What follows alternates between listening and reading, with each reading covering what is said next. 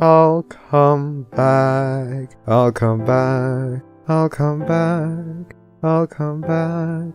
I'll come back. I'll come back. I'll come back.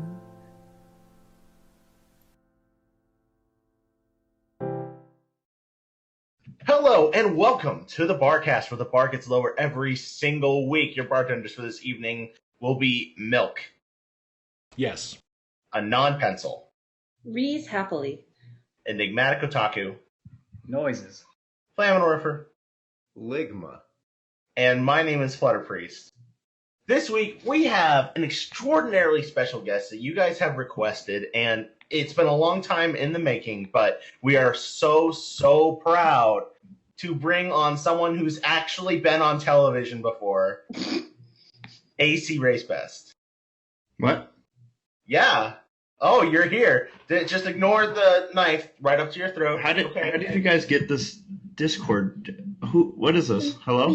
We have our ways. Just go with it. Oh, It'll be okay. easier. I always like new people. Hey. When you say he was on TV, was he the cringy brony on CNN? No. Damn it. Jesus Christ, this is how we're starting. That was rude. Priest, continue, please. I'm not For those like- who have never tuned in before, hello and welcome. We're a community-oriented podcast where 100% of our proceeds go to charity. You request for the guests. We politely ask them on. Then you ask all the questions. And we make them miserable for 2 hours. Mhm. We have all of our previous interviews on places like iTunes, Google Play, YouTube, SoundCloud, you name it. The place where you get your podcasts, they're there. We're streaming also live on Twitch right now, so we get to interact with the lovely Twitch chat, which is always super nice. And non-pencils watching. Pencil, what's examples of questions we will not ask our guest? We will not be asking our guest overly personal questions, like, for example, what their social security number is, where to find them, like how they were when they had their first experience with murder. We were not going to do that. well, let me put those notes away then. Oh, shit. We also ask you don't talk about religion or politics in the chat. Otherwise, I might have to swing that band hammer on you, and I'm in a crummy mood today, so don't test me, you little pieces of shit. We Because she has to also... deal with me, probably. So. Oh, no, you're fine. You're not a piece of shit that I know of. Oh. We also have a drinking word, Priest. Do you see what our drinking word is? Yes, it does, and it makes me so excited because I love this film, and so does our guest. We are talking about Zootopia. Oh, God. Whenever you hear that illustrious phrase, I think I used that word wrong. You Be did. sure to take a nice, healthy, responsible drink. We don't want someone going to the hospital again. Thanks. So, that said, let's jump straight in. We've dilly-dallied long enough. Let's get those 5 big questions that everyone expects to ask in an interview out of the way. ACRacebest, who are you and what do you do in the fandom? Oh, man. So I am ACRacebest, as you may have figured out. And I am a YouTuber in the fandom. I've been in, well, I guess I shouldn't answer too many questions ahead of time. But yeah, I'm a YouTuber in the fandom. And yeah, I just love goofing off. I love making people laugh. And I've had a lot of very interesting experiences, all of which I wouldn't trade in this fandom. So yes, that is me and what I do. Amazing. There's a ton of projects, obviously, that you're a part of. We'd love to get into, but of course, the chat's already in with the first question. Pencil, if you will.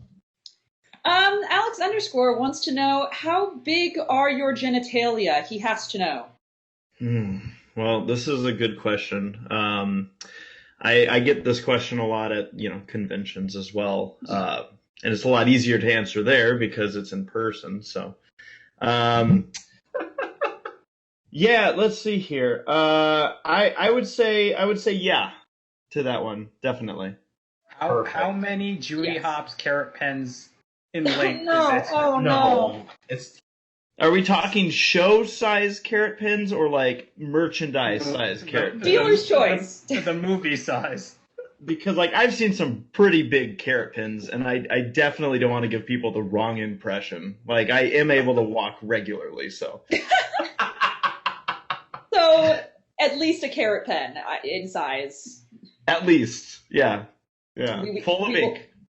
We will have to apply that to Deca spaghetti measurements later.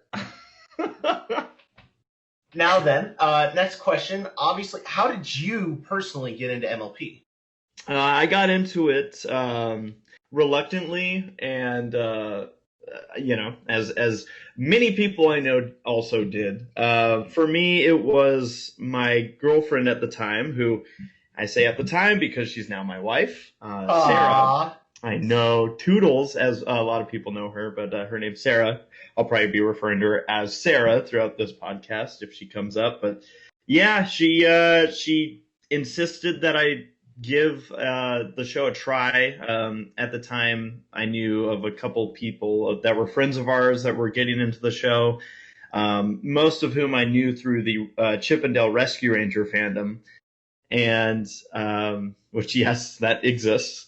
I believe it. Yeah, and they were starting to watch it, so I already knew of its existence, but I also knew, enough from my childhood and commercials back in the day that I just wasn't interested in even partaking in watching that stuff.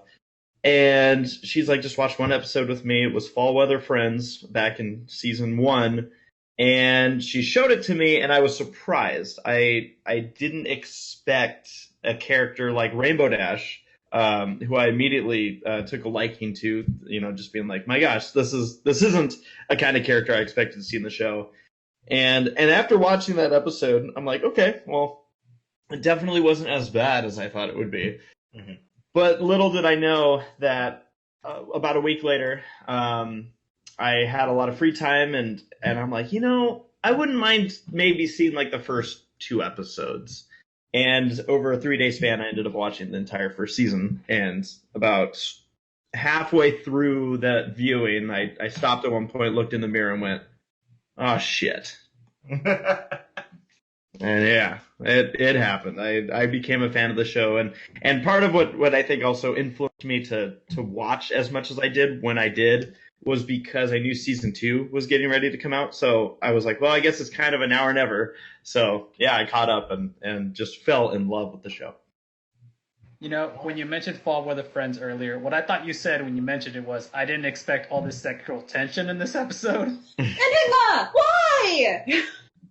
I mean, it's a good point, though. I mean, I didn't expect, but yeah, no, there was a lot in that episode that I did not expect, and yeah, it was good. Shipping was born. Beautiful. So we went over how you got into the fandom. What inherently keeps you here? What is the favorite part of the fandom that you would consider? The online community, fan fiction, conventions, music, the art. What makes the fandom so profound to you? I love this question, actually, because this is one that I haven't been asked a lot, of why stay. For me, the fandom was really what I found so enticing and exciting back in the day. Like the show itself, I was like, oh, this is a lot of fun. I enjoy it, and I enjoyed watching all the episodes, and I still do. And so the show itself has done itself a lot of favors in regards to keeping me attached and excited and wanting to continue to work with it in my content. The fandom, though, I think is where the true hook was, where I said, oh, I want to go to conventions. I want to make more fan content. I want to be more than just a viewer of the show. I want to be involved. And really the fandom itself and the people I've met in the fandom, it's just been such an incredible experience through that, and something that I feel so blessed to have been a part of, and the fact that I'm able to say that I have an audience and the viewership, and being able to entertain people not just through YouTube but at conventions and all that. It's been so much fun. And of course, I mean, the people I've met through this fandom, including Saber Spark and Black Griffin, both of whom were part of my wedding party. It's I never would have guessed back when Sarah first suggested that I watch this show that this show would have had such a big and profound impact on my life, and it's just been so cool. I love it. I mean, if I had to choose like one of my like favorite aspects of it, I'd say the fandoms and the conventions. I've just absolutely loved. Oh, that's so sweet and mushy, and God, I need a drink. Well, speaking Oh, in that of, case, and I also love Zootopia. Hey, thank you. Drink. perfect. Now, speaking of getting all mushy and sweet, you've obviously been in the fandom and creating videos for a long time. Yep. And there's obviously quite a few people that are out there watching this video or tuning into the stream. If there's one thing that you could say to the followers and fans that have been with you since day one, what would it be? Oh man, I mean, the easiest thing, the shortest thing would be thank you. Thank you for giving me a chance, to entertain.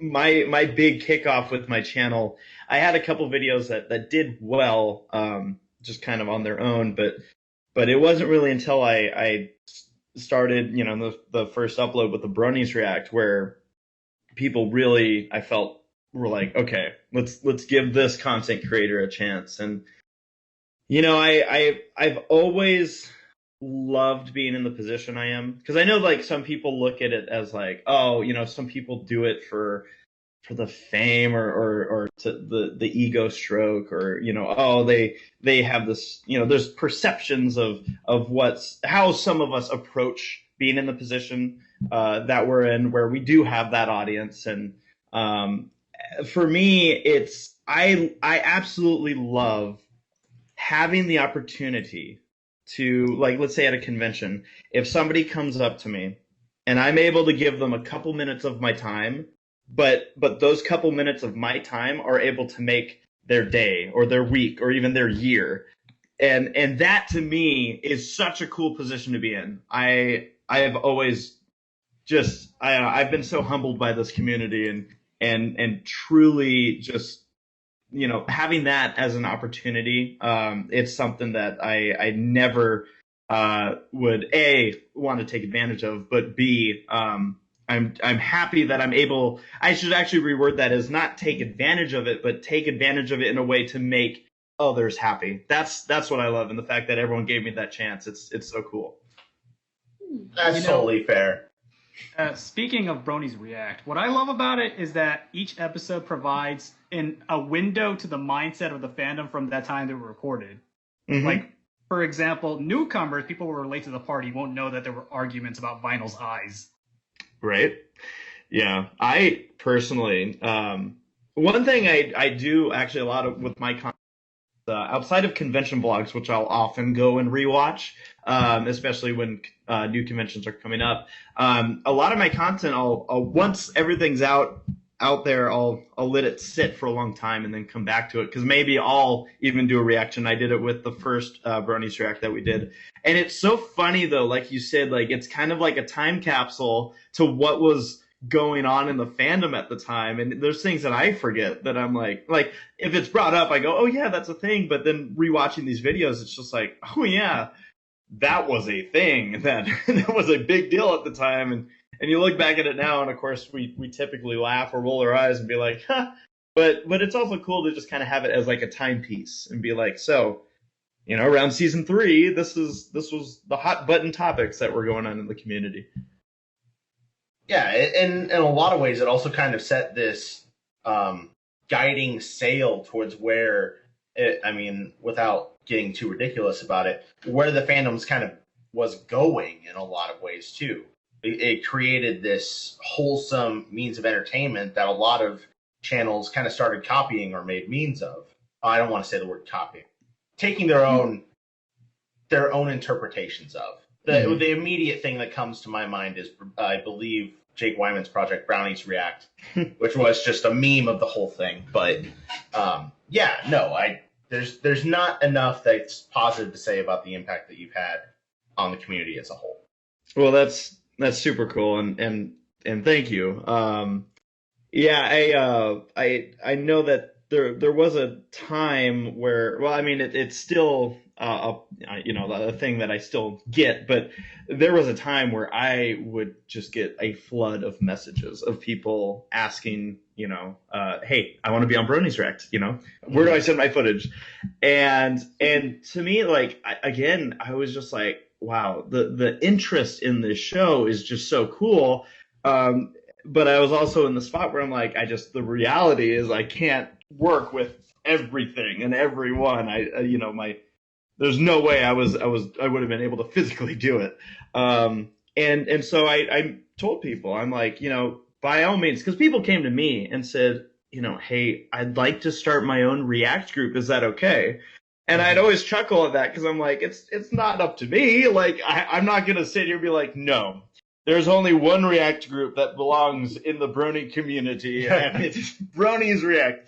So I love that people took inspiration from it and have done their own stuff. And like you said, like the Jake Wyman, I know a lot of the guys that were part of that and friends of mine, and I got a big kick out of it. And I think it's just super cool that people were able to take inspiration and just go with it. I mean, in all reality, Brony's React was a spoof or parody of the Teens React series that we riffed on in the first one. Right. And then we were able to make it and turn it into our own thing as opposed to just like a straight copy. So yeah, it's been a wild ride, and it's crazy to even see how Brony's React has evolved over these years, because it's nothing that, like, I didn't plan on Brony's React to even be a series when I uploaded the first one. I figured, oh, this would be funny, and I did it, and then it took off, and I went, well, at this point it would be dumb to not try and ride this wave and see what we can do, and it just grew. And again, it's been so cool that I've been able to be at the helm of a project like this, and just something that I've always kind of dreamed about, being able to have an audience like this, and it always is why I double back to just saying thank you to everyone that's given me a chance to entertain them. Well, we can pick your brain on Brony's React and cool things that are coming up all day long, but that's not why we're here. I'm going to take our last liberty and ask our last normal interview question. And we're going to get serious. We're going to get controversial. Good. Who is best pony? Oh, Rainbow Dash. How dare you? Rainbow Dash. Interview over. Oh my god. Keep your own wrong opinions. I'd like to hear some of your thoughts on best pony, because I know Rainbow Dash is best pony. So, apologies if I laugh or chuckle a little bit at what you guys suggest, but. Oh, by all means, I will happily suggest that I think best pony is Princess Cadence. She hasn't done anything you're wrong. Such trash, Priest. You're such trash. You're such trash. Oh, is she even still in the show? Thank you. She had a baby. No. Right. So her purpose was to make a baby. God. We all know that Tom is best pony. It's and fine. As for my favorite, Tom's pretty good. I'll give you Okay. that. Thank you. Thomas the Dank Engine, you mean? Enigma, quiet your child, please. We also have a question from the chat. A very important question from Mystery Pen Pop, who asks, Race, do you think it is possible to swallow a baguette whole? Oh, man. I'm thinking about this one. Swallow It's a head scratcher, yeah. a baguette whole. I guess the immediate thought I have is there a size that qualifies a baguette?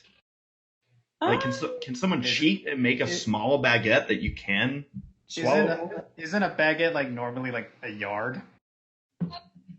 I don't know. Milk, no. Also, I don't know. I think it's at least 12 inches, because that's what Jimmy John served. Every time I imagine one, I always imagine one at lightsaber length. Okay, that's I'm gonna go with yes, but you might not survive it. Like you could get it all in there, but it's probably not gonna end well. Totally fair. I hope someone joined right when I started that sentence. I was about to say that's this week's ringtone. We're going to jump out to the thread now. We've got so many questions. We're going to try to get through all of them. Cool. Number one, we're going to RK Striker JK5, who asks, what is your favorite non-MLP franchise? Oh, man, let me think about Zootopia. It's Now- time to drink. Some people might like again, I might answer a question and then have somebody be like, well, technically, a franchise means this or that. But, I mean, Zootopia would be my answer. It is going to have 100 more movies that they're going to make. Well, yeah, I mean, Zootopia 2 and 3 are pretty much already in the works. So is the sequel going to be where Judy Hopps solves a murder? Imagine that. Like, if they're like, all right, In the guys. criminal justice system, sexually based offenses are considered especially heinous. I'm envisioning them being like, all right, let's go full rated R with Zootopia on this one, just to see how it goes, just to test the waters and see where our audience is at. And then every furry in the audience cheered. The end. Oh, I would be What do we got here, Hops? thrilled. Looks like another serial killer murder. I'm waiting for the line that follows this, and then you make a terrible pun, and everyone goes, yeah! Yeah. And I got you, yeah. The perpetrator carved Yif into her stomach. Yeah! I guess this was her last roar. Oh my god, we're so done. Okay, moving on. Number two, have you done any fan-related content for a non-MLP franchise? And if so, what? The first thing that I ever uploaded on my channel was for Chip and Dale Rescue Rangers. It was at a time where a lot of people were making those trailer spoofs where they would take the trailer audio for a movie and then put it over something else. Mhm. And I was like, oh my gosh, I just have it. I know what I need to do. And I figured when I created my channel that I was going to be making a whole bunch of Chip and Dale Rescue Ranger content. I'm like, this is it. I found my calling in life. I made one video, and it was called Chipception, which it was taking Chip and Dale Rescue Rangers and putting it over the Inception trailer audio. Mhm. And I was proud of myself. I was. I've made a couple more Chip and Dale videos, one of which was to the announcement of them making, some people might groan on this, but they announced that they were making a movie, and it's like a live action movie. Oh, man. Will they have Sonic movie faces? I hope. I mean, it's obviously working out for them. But yeah, they announced back in like 2015, and I was like, oh my gosh, Chip and Dale Rescue Rangers are getting something after so long of nothing, and then like nothing happened with it until about like 2 months ago. They just announced like who's going to be directing it, which I think they're like one of the guys from The Lonely Island. Are you serious? Yeah, Wow. so I'm like, okay, this ought to be interesting. Let's do it. So, And I threw it on the ground. So what you're saying is that Gadget is going to bring in a new wave of furries. yeah, we'll have to see what happens with this. A lot of people actually assume that I like because I was in the Rescue Ranger fandom that I had to have had the hots for Gadget Hackwrench. But the funny thing is, I was actually not knowing what shipping was at the time. When I was a kid growing up watching that show, I was so adamant. I'm like, no, Chip and Gadget is the OTP. And, like, they are the pairing. And yeah, so I never even thought about like, oh man, Gadget is really cute. I was like, no.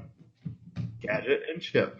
I mean, The come on, only we thing all know Monty's where it's at. Let's be clear. Oh.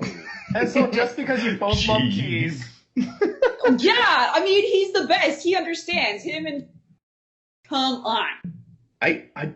Yeah, I mean, I feel like I might actually relate most to Monty and his eating habits. I really do. Yeah. We'll jump over to number three from RK Striker. If you're the race best, are you a rad racer in the pole position? God, there's probably so many references that I'm not getting here. You and me both, brother. Same. But for those that don't know, I actually do race cars. Well, I should use the term race car lightly, because these are cars that like came out of a junkyard. But for those that don't know, I have a series on my channel called The Low Budgets, where I do demolition derbies and trailer races and a whole bunch of stuff that's super dangerous, and we do it on purpose. We're crashing cars on purpose. And it is so much fun. And again, it's stuff that I watched as a kid and didn't know I'd be into it someday. And next thing I know, I do it myself. But yeah, I do legitimately get behind the wheel, put on a fire suit and a helmet, and go do dangerous things on racetracks. You make it sound like you take part in the Twisted Metal tournament. I mean, check out some of the events that we've done. Like we've done, some people can't believe that auto soccer, where you play soccer with a gigantic ball in cars, is more than just a video game. Like we do it in real life. Yes. That's amazing. Mm-hmm. So, fun fact, before I actually tried like working on stuff and projects on this fandom, I actually regularly watched some of your Demolition Derby content. So I'm going to inject for a hot second.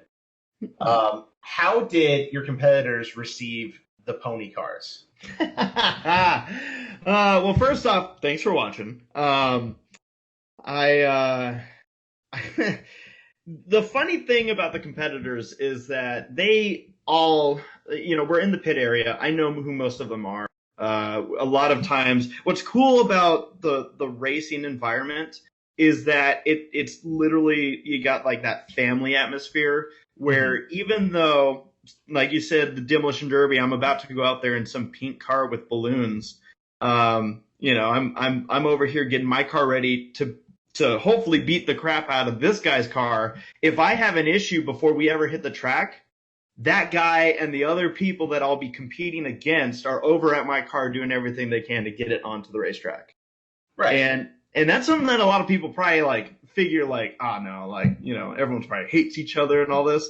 The thing is, we don't hate each other until we put the helmet on. And at that point, everyone is just, it's meat out there. It's time to eat.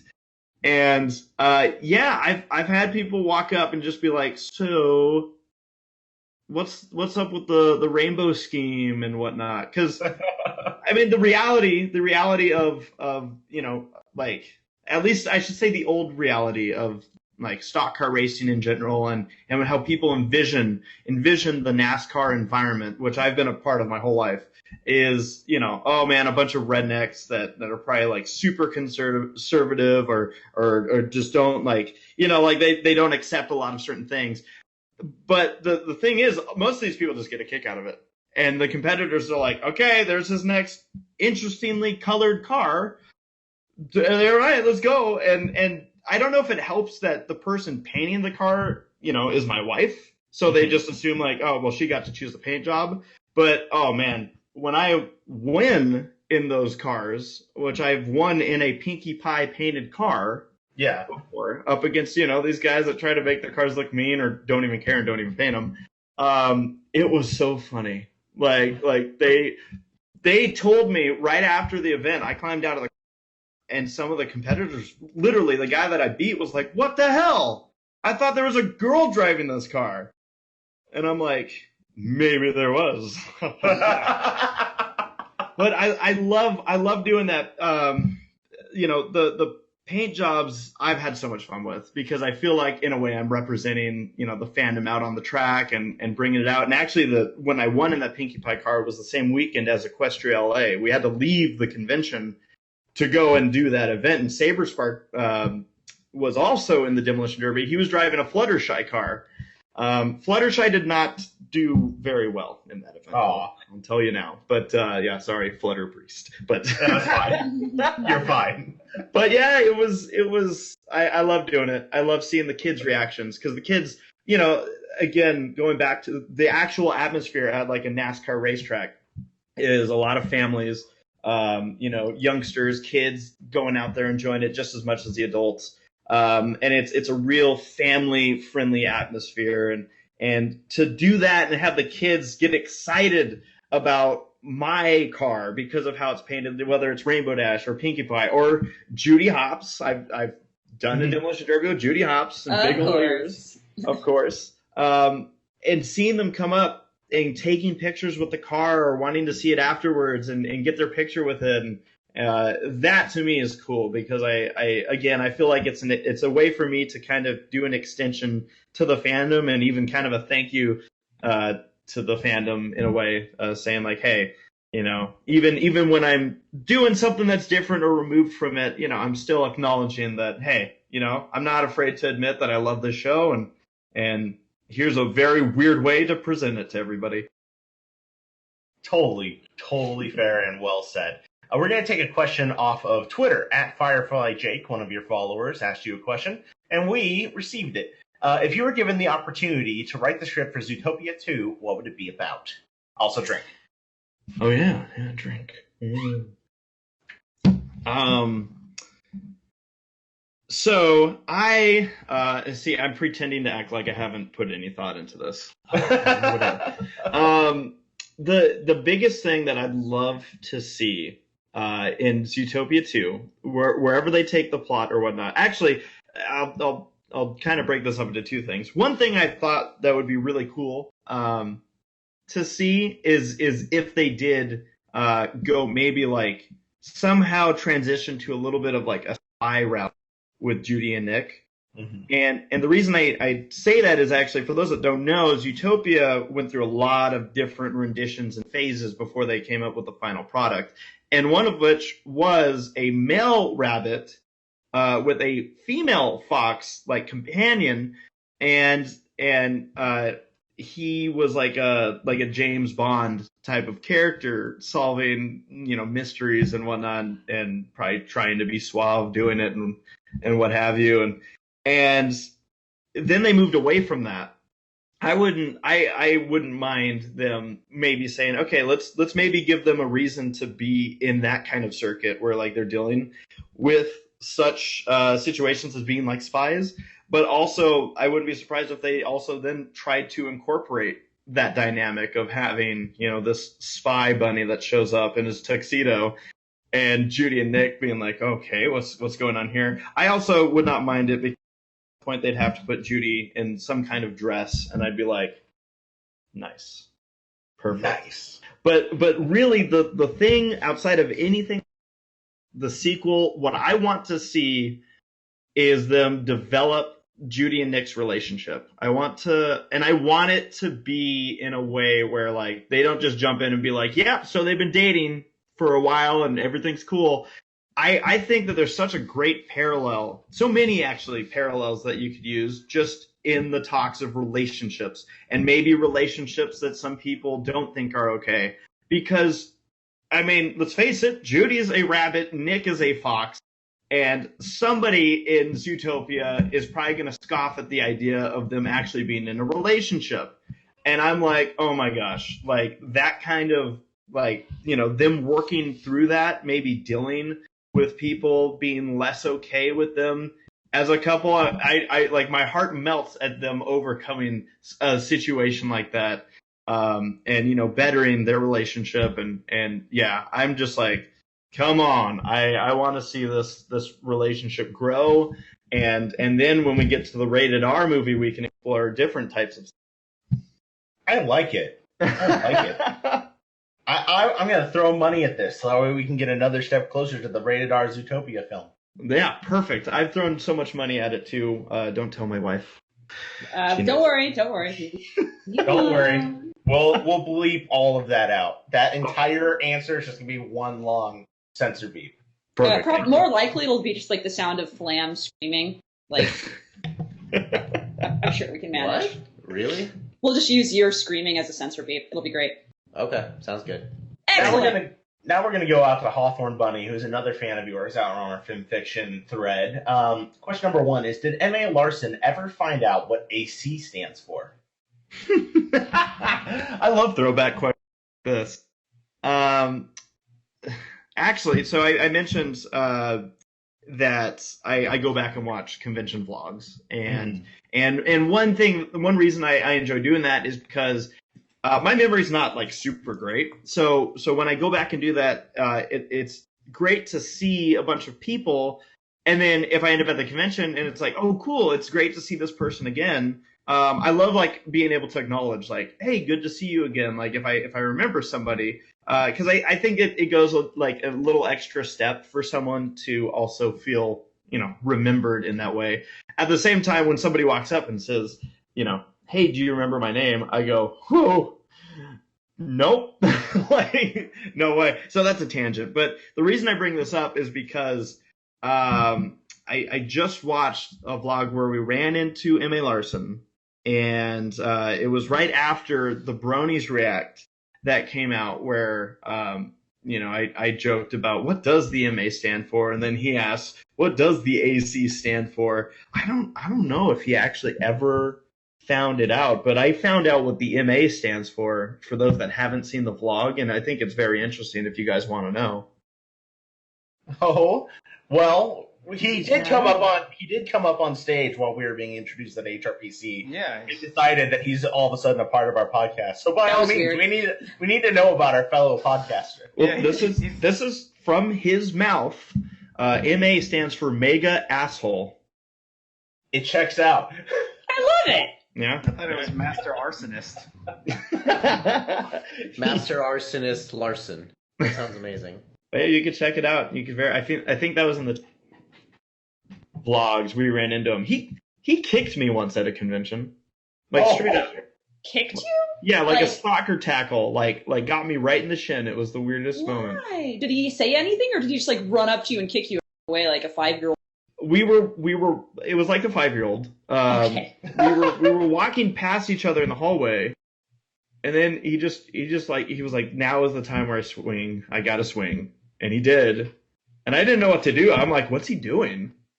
And then next thing you know, I have a bruise on my leg. I'm like, thanks, Mitch. Maybe he imbued your leg with Alicorn power. It'll I mean, grow wings in again, time. maybe he did. I can't say that I didn't deserve it at any point, so there's that.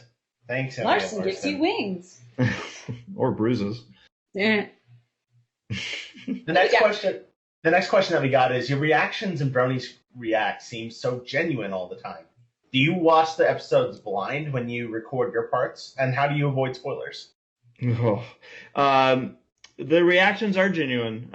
When I film my stuff, I'd say almost every time. There's been a couple times where it just wasn't like realistic. Like one of which was the season 100 episode. Saber and I were hosting M.A. Larson's panel that directly followed that as a deconstruction of the whole episode, and it's actually super cool to check out if you guys haven't seen it. He goes through how the episode came to be. There was a lot of interesting conversation about like how Hasbro approached it, how the company itself approached it. So it was interesting. So something like that, I needed to sit there and be with everybody and watch it, and I didn't have the opportunity to also film myself in the middle of this crowd. But aside from like situations like that, I'm watching the stuff for the first time when I'm recording my footage. So it is like, I can typically anticipate if there is an episode that we will do a Bronies React to, because we typically do premieres and finales. So, as soon as I can watch it, I have the camera set up and I'm already rolling, and here we go. And it takes me to get through 2 episodes of MLP. It'll take me about 2.5 hours, because I'm pausing so much. That's why like it may seem kind of weird where it's like, well, how did he do the skit if he's filming real time? It's because I'm pausing the episode every 3 seconds and going, I got to do this. So on that front, yeah, it is genuine. There's obviously some ham thrown in there as well, because I'm being goofy with whatever I'm doing, but yeah, as far as spoilers go, spoilers are a hard thing to avoid. With MLP, I've been pretty successful. With other things like Avengers or Star Wars, I've been successful, which is weird because I'm more into ponies than I am like Avengers or Star Wars. So, but really, it's just a matter of being really careful about what I'm looking at on Twitter, especially after episodes air. I've made the mistake of being on Twitter. I was out of town, so I think I was on the East Coast, and I was covering a racing event, and so I wasn't even thinking about MLP at the time, or the fact that there's an episode probably airing right now. And so I happened to be on Twitter, and then I started seeing people posting like live responses or reactions to it, and I was like, oh crap. All right. So that happens. But it is hard to avoid spoilers. It's just a matter of I try to limit where I have certain things, like on my Facebook. I'm not adding everybody. Okay, cool. Yeah, I still use Facebook a little bit. But yeah, it's just a matter of trying to see it as soon as I possibly can, or just plugging my ears and going la la la, walking down, because they're hard to avoid. But I do appreciate that my viewers also do a pretty good job of not sending me stuff on private messages or tagging me and stuff that has spoilers, because that would be like, oh well, there you go. So I appreciate that my audience has not done that. Awesome. My favorite reaction of yours was the one where the show had the audacity and the balls to send a child to hell. Because my reaction was the same as yours when I first saw that. I couldn't believe it. So one thing I'll do a lot while I'm filming is I'll make comments, kind of like guesses as to what's going to happen. And throughout that's why I had all that footage of me saying I know they're going to forgive her, and I I hate that they're going to end up forgiving her, and I can't figure out how they're going to justify it. What I didn't expect was that they were going to instead justify sending her to hell instead. And I was like, oh my god, this is the greatest thing ever. Speaking of greatest things ever, I'm going to jump over one of these questions for a little more juicy one. How did you react when you got the submission from Black Griffin for the Equestria Girls Brony React, where he skydove and was at Mount Fuji?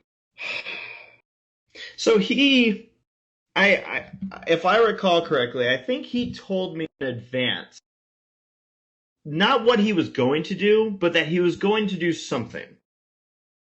And when I got his footage, and all of a sudden he's in an airplane, I was like, what the hell, Gabe? What's going on?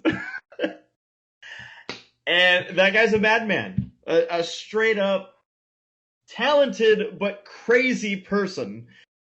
And I was, my jaw was probably on the floor going through his footage. Not only the Mount Fuji bit, because just anyone can drive out to Mount Fuji and bam, there we go. But him jumping out of an airplane to make his point, I was like, unbelievable. Gabe has always been such a pleasure to work with in any of the projects, and we're good friends, and he's been very willing to help me out. I've done multiple projects with him outside of Bronies React, and just a super nice and really down to earth individual. I could talk for hours about Gabe, but essentially, yeah, he just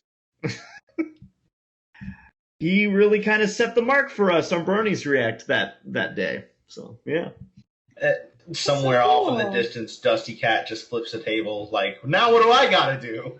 It's funny you mentioned that, because Dusty did his best to one up Gabe, and one of the things was he wanted. I think it was for episode 100. He literally he went out on his dirt bike to a jump and jumped over an inflatable shark. And he told me about that. He did that, and then everyone was like, "Oh my gosh, Gabe, you're so." Someone gave Gabe credit because Dusty had his helmet on, so people thought it was Gabe. Wonderful. Dusty's like, shit. Anyway, we have a lot of questions to get through, so Priest, what else we? Let's move to a question from Terry the Human. Let's pull questions from a different person right now. Pulling one of their questions will be, What is your favorite memory as a brony? Ooh, favorite memory as a brony. Oh, there's so many. I really can't choose a specific favorite, but like when I think of stuff that comes to mind, like the moment Saber and I met Lauren Faust in an elevator on accident. We were beating each other up with balloons, and Saber literally goes, "Imagine if Lauren's there," because we were at a convention, but obviously not anticipating we'd run into her. Mm-hmm. The elevator door opens up as we're still beating the crap out of each other, and there's Lauren, and we're just like, well, there's an impression that we left. Great. But really, it's like the Who's Line shows also. Doing the improv with my friends has just been so much fun. And also moments just having people, approach me or message me saying, like, this is kind of on a more serious nature, but I've had a lot of people come up and just say, like, your videos helped me get through a hard time, or your videos have saved me, and stuff like that. It's like you don't realize the impact you can have until you're there. And again, it goes back to me, like I said earlier, just being so blessed to be in this kind of position. So yeah, blessed. #blast. Now then, we're going to go to the Mystery Muffin, who's up next, asking some questions. Number one, your videos have always made me smile and laugh. Have you considered heading into the entertainment industry to do something such as comedy? Oh, that's super sweet. And yes, I have. It's one of those things where, because what I do as a regular job is I'm a mechanical engineer. Went to school for that. Went that route. It was one of those things where when you're having to figure out what you're going to do for your life, essentially going into college, I knew I was good at math, and I'm like, well, I enjoy doing some robotics kind of stuff, so hey, let's do this. But I would love to do it. In fact, there's even like an opportunity I feel like in the future where if some of us wanted to start an improv group and carry it into a more professional route, that we have venues that we could take. And especially because like location wise, it's starting to really work out because just because of where a lot of us have moved to or ending up. Yes, I'd love to. I would love to, whether it was getting involved with movies or doing, again, like improv type shows. I would love to have a shot and chance to do something like that. Because I do feel like for me, like, wow, the engineering stuff is cool and all. Doing like the racing stuff, which is also in a sense improv, or we're live announcing. I'm an announcer at racetracks. And being able to entertain people that way, that's heck yeah. I love being able to entertain crowds. I love that. Awesome. The next question I'll take from Mystery Muffin is one that you probably get a million times. Let's set the record straight. Number 3, if I also may ask, are you looking for more bronies to react in your videos? If so, how do I apply? See, there you go. So there is no application. The way the quick answer, because I had to develop this, how do I say this the right way, is that I've always told people, make an impact, whether it's on the community, make an impact on, I've had individuals make an impact on me, that the community was less aware of, that I went, no, I these people I want to work with. But it's just about making content, getting out there, doing stuff, having fun with what you're doing, not just doing stuff with, I'm going to do this so I get a big audience. That's the only reason. Like the videos I make them because I love to, because I have fun making these videos, because I enjoy working with the people I work with. So yeah, that's my suggestion to anyone and everyone. I have had people approach me and ask, hey, can I be on Bronies React? And I went, you know what? Yeah, you know what? I'm looking through your stuff. Yes, absolutely. One of those people was Black Griffin. Hey! And look where we're at now. So you never know. Yeah, you can be on my show, but in return, you gotta come to my wedding. Yeah. What a trade-off. Yeah, no, Gabe and Saber, they're two of my best friends, and it's so crazy how any of this came to be. We're going to go to questions now from Alex _, our resident intern. I'm going to take his number 4. What is the worst thing you've ever had in your mouth? Now we're getting to the real questions here. Yeah, these are the serious ones. This is, where do you see yourself in 5 years? What's the worst thing you've ever had in your mouth? This is good. I'm trying to remember. There's something I once ate, and it had the most lingering, taste, and I couldn't give it. So actually, you know what I'm going to say? I'm going to instead give. You guys are aware of banana pepper? Oh yeah. Oh yeah. Okay, so there's this restaurant down near one of the tracks that I work at called Pat. They have incredible pastrami. And my dad, again, I've been going my whole life, so I was younger, and my dad had a friend that also went with us this particular evening, and this guy got a plate full of these banana peppers. And he's going, here, try this. And I'm like, no, I don't like peppers. Ew, no. And he's like, oh, come on, grow some hair on your chest. And that's the worst thing to say. It's the most, yeah. So I was like, well, okay, I'll give this a shot. And they were saying, they're not that bad. And my friend Tommy, who I do a whole bunch of stuff with, he's eating these things. And he also was like, well, it shouldn't be that bad. I took a bite into this thing, and I don't know what the hell happened to this pepper. I don't know who abused it as it was becoming a pepper, or what the hell happened. It was a pepper from Satan. This freaking thing burnt my mouth so bad, and I'm chugging drinks. Nothing's helping, and my tongue started to actually swell up. Oh no! And we're talking about a freaking banana pepper. I'm sitting here going, I've been duped. What? You have an allergic reaction or something? Maybe. But whatever happened, allergic. it was probably the most unpleasant thing I've ever had in my mouth. So to answer that question. Well, I have to. I find that really funny. I bake hot sauce, and I fed the guys in the podcast a 900,000 Scoville sauce that I made, and it was fun. It was. See, I wouldn't dare. You would die. Yeah, I just. Now, we know you had the banana pepper in your mouth, but did you swallow? Oh yes. I think a real gentleman's. Yeah, I think it's a common courtesy. Totally. Number 6 from Alex _. You're easily one of the most famous people we've ever had on this podcast. You do so much for the fandom, and you create so much memorable and amazing content. Unrelated, have you ever had to shit in a weird place? I mean, yeah. Well, actually, I had to, but I didn't, and it ended up actually. It really. Again, so as a kid, I had this really bad habit of having too much fun. And that might sound weird to say, but in the sense that I decided at some point in my childhood that I also did not have time to go to the bathroom. There's a bathroom 50 feet away, but no, I will do everything in my existence to hold it. And so one day I probably was doing the same thing, but not having to pee, with something else. And I had to go so bad, and we were at a racetrack out in the desert, called Speedway Willow Springs, and it basically the way that this was there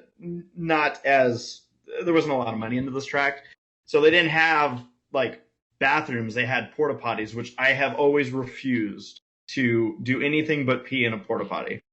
And as a kid, I stood by my honor, and I would not do it. And I also was convinced, because potties, grandstands, it's all just black darkness and deserty hills behind it. So I also knew if I walked over there, coyotes were going to grab me and I would be gone forever. In doing this, in making this decision, I ended up that night waking up with severe pain in my gut. No. The big and I mean, I remember weird things things from a kid. I remember telling my parents, just let me die, because it hurt so bad. Maybe my pain tolerance was a little not as great, as I forget how old I was, let's say 10, but no, I mean, it was so painful. So we went to the hospital, and I'm pretty sure all they did, oh God, doctors, man, when they tell you something tastes like something, don't believe them. They gave me this drink. They're like, it tastes like 7-Up. And I drank it, and I'm like, dear God, what kind of 7-Up are you guys drinking?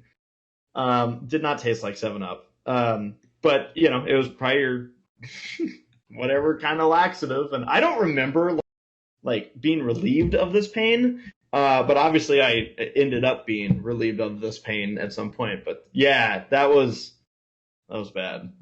That sounds awful. So you were so reluctant to shit in a porta potty that you had to be hospitalized and fed laxatives. Mm-hmm.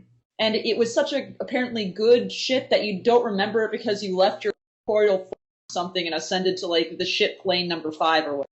Yep. Jesus Christ, that's commitment. So did you shit out a banana pepper? Wow. And No. I'm not the No, fucking... I did not. It's No, okay that sounds not like to it acknowledge. also. It sounds like that would be painful.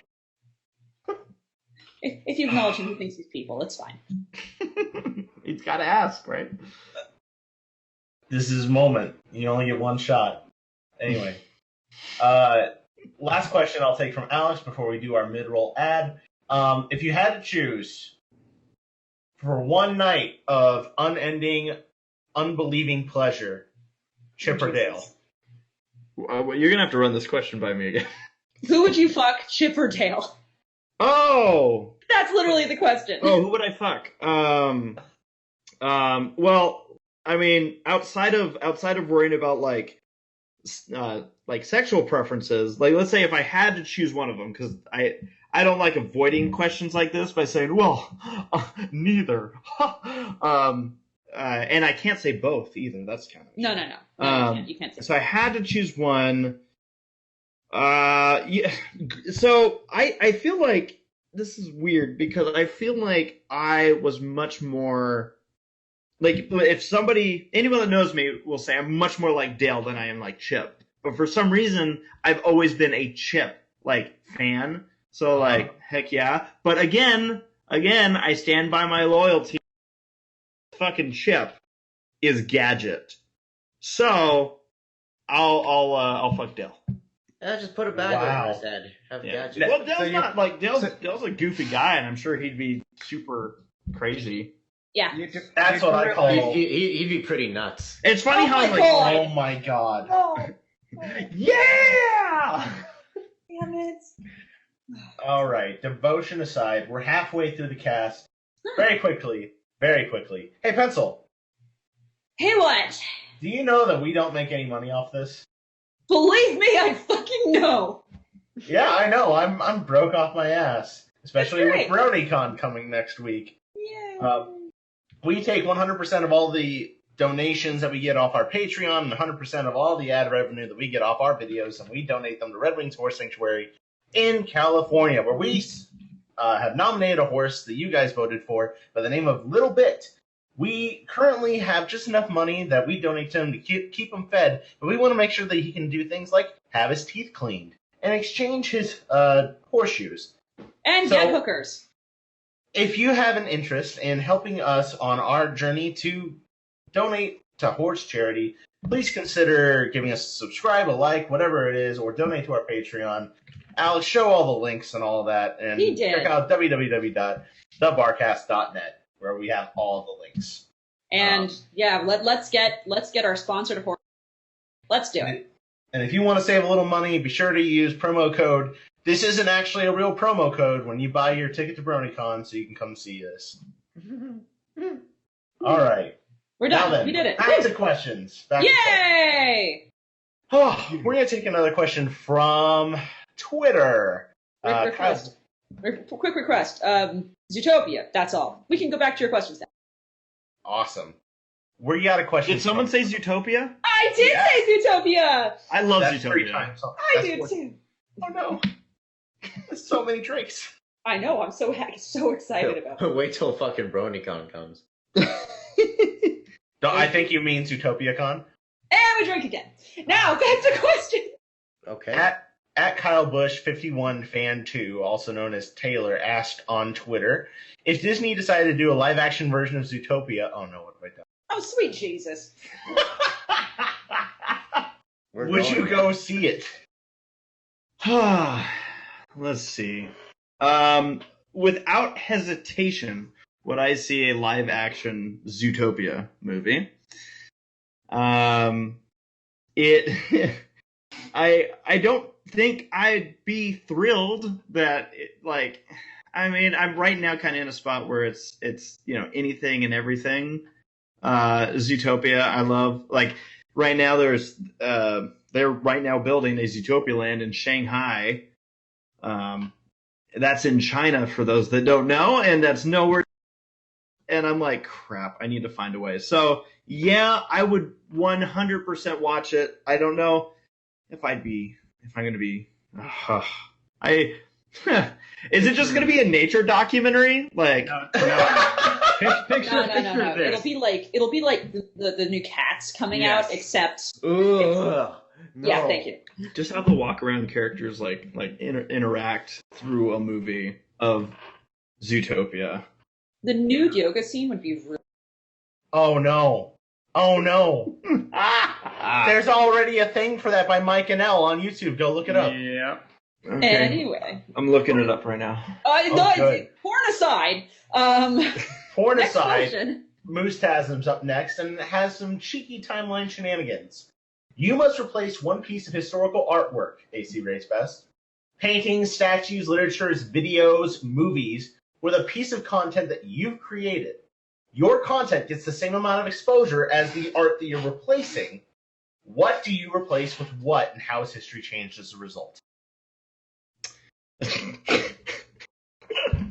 Wow.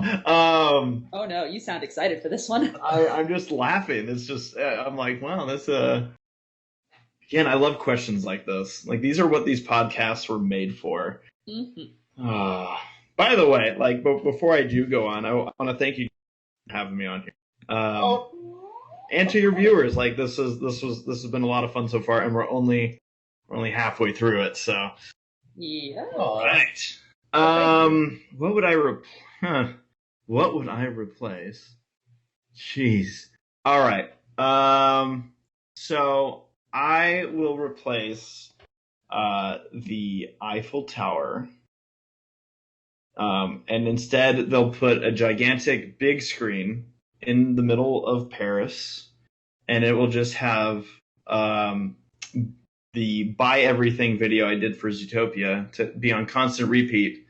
So people go and buy more Zootopia merchandise, and therefore we get a lot more movies. It'll be like James Bond, but with Zootopia.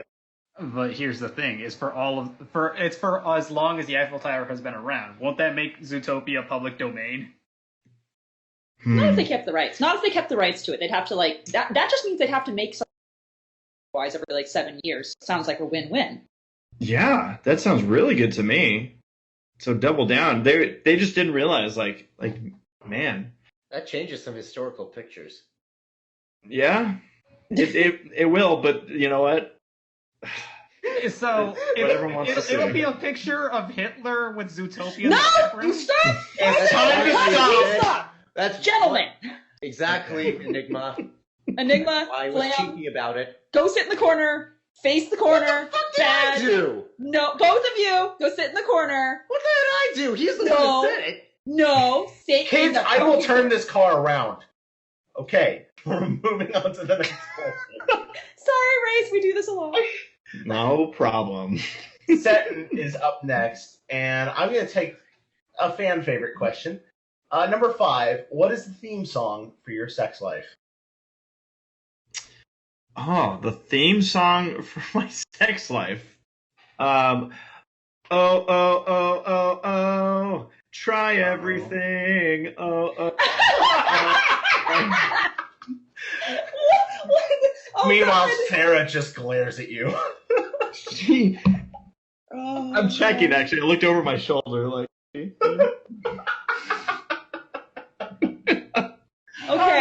Okay. I do not know your wife, but I'm a pretty cheeky kind of jerk person. If I heard you do this, if I heard you give this answer, next time I had sex with you, I would have to like start to make orgasm noises and then break into that song slowly, like just gradually go from oh to oh I just go. I did it again. Jesus. Okay, sorry. Jack of a Few Trades is up next. You have gone to an insane number of conventions. What's the weirdest thing that's ever happened to you at one of them? Weirdest thing. I mentioned the Lauren Faust thing. That was just kind of unbelievably coincidental. Probably most unpleasant thing was I had an individual. I've told this story plenty of times, but at MSP 2014, first time that MSP had a convention, and we had our Bronies Rec panel on a Sunday morning, and an individual walked up to me and asked if they could have a hug. I'm like, sure, why not? Heck yeah, let's get this. And next thing I knew, my neck was getting caressed by their lips. And I was just like, oh, well, that wasn't in the contract. Yeah. That's not a hug. Yeah. So that was. Your wife there? No. She hasn't been to as many conventions as I have. But no, Saber watched it, and he loves describing the look on my face because I think he heard it before he saw it. He just heard the. Oh God! Oh my God! Oh. And I'm pretty sure my eyes were about 4 times bigger than regularly. Well, try everything, right? No, he's got a point there. Rude. It was just it's one of those. The person in question ended up getting kicked out of the convention because of numerous things that had built up to that point, and it's one of those. Like for me, like because I know that's something that like some people go through, and it could be even traumatizing. For me, it was just like, well, that was just not pleasant at all. Right. I'm glad it wasn't worse. That is stupid weird. Yeah, it was. Yeah, but yeah, that's probably the weirdest thing that's ever happened to me. Yikes! I'm sorry you had to go through that, and for everyone listening. If you don't let experiences or horror stories stop you from trying to go to conventions, especially with the final BronyCon being next week. Con staff will take care of you. Yeah, just remember, cosplay is not consent. Yeah, and I wasn't even cosplaying. That's how bad it was.